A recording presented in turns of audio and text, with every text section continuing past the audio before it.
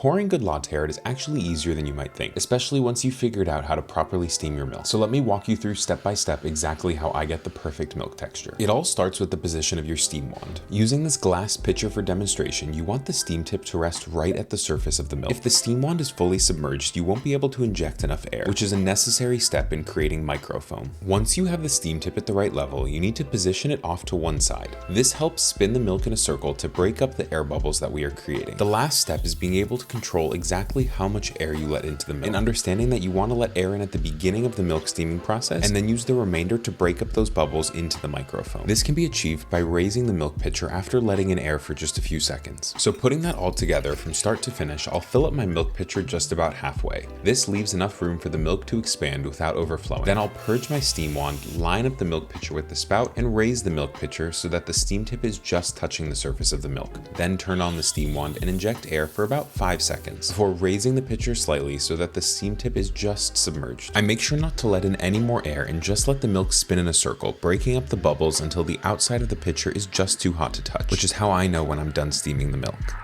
At this point, all that's left to do is wipe off and purge out your steam wand. If it all went well, the milk should have the texture of wet paint and sit nicely on top of your espresso. So good luck, and let me know if you have any questions in the comments. I'm more than happy to help.